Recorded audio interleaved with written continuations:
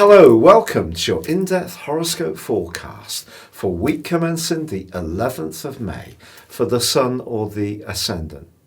If you've yet to subscribe to my channel, I'd be honoured if you did so now. Please click or tap on the bell notification symbol. You can also chat to me direct on Twitter at HoroscopeAce, or you can subscribe to your free daily horoscope or monthly free astrology magazine by seeing the link beneath this video.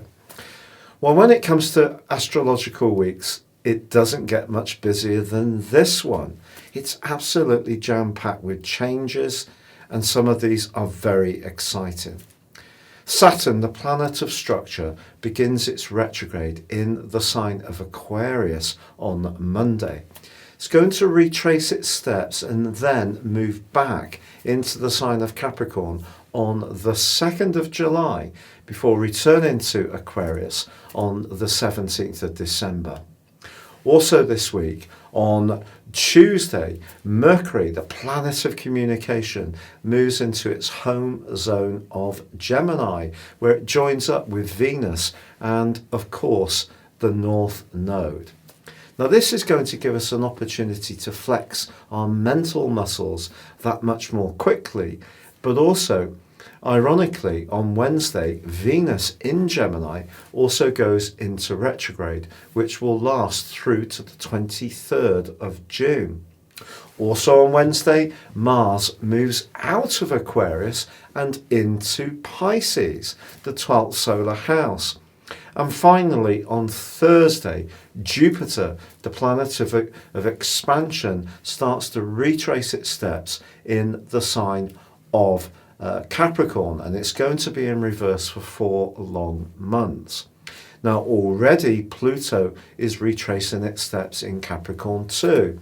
So these are very significant changes. Also, we have a quarter moon on Thursday in the sign of Aquarius. And when it comes to our resources, our financial planning, or even our friendships, I do feel that the quarter moon does ask us to be a little more cautious in our approach when it comes to what we are getting into. So if there is some kind of way you're flexing to COVID-19, trying to be flexible, which would be a very positive thing to do. And obviously the conversations we have this week with Mercury's help can be very helpful, but it is going to be important to just have maybe a short-term plan as well as that longer-term plan. Now, this week also sees Venus continue its long square with Neptune, and with Venus now in retrograde, the potential for muddle around relationships is heightened. But it also can make us much more sensitive to other people. So is there a tide that we need to be more open to raise our vibration, to perhaps connect to someone in a different way? Also, right through this week, the Sun in Taurus is forging an amazing link with Pluto in Capricorn in the part of our situation to deal with worldly interaction. Now, this suggests that if we can go with the flow around the changes we're being pushed to make at the moment, it actually is going to be a much smarter thing to do than to try to cling on to something that is going to fundamentally alter. And if we can therefore accept that our values, our outlook, our associations, our whole mindset is in a state of, some would say flux, some would say evolution. It depends on our relationship to this crisis.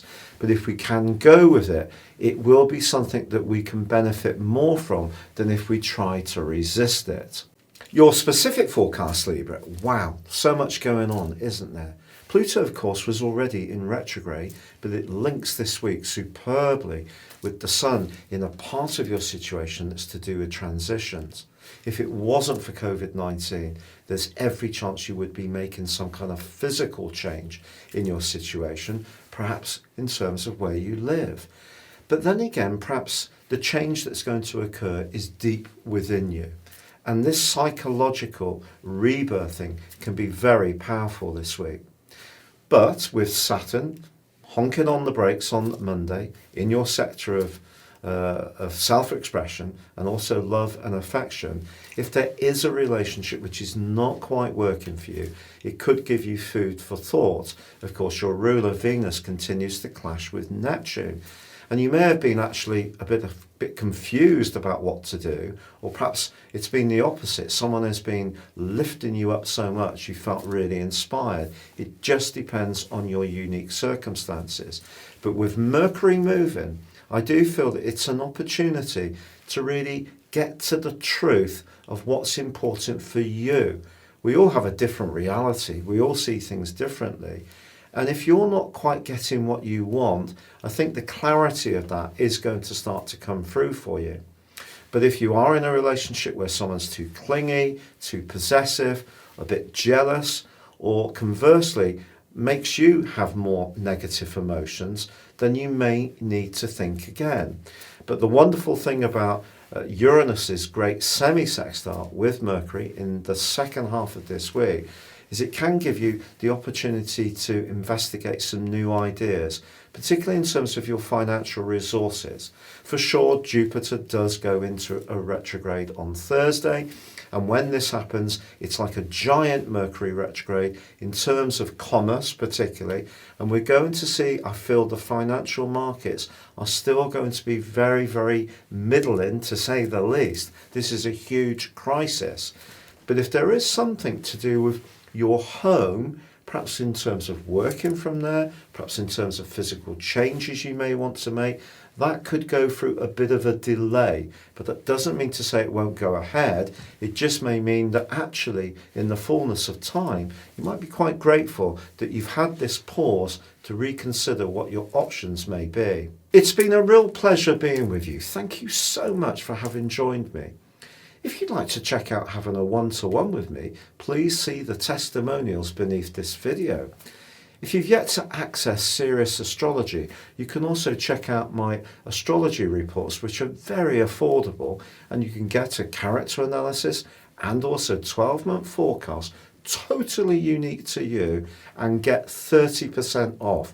Also, please see beneath this video. But for now, stay safe, take care, and good luck.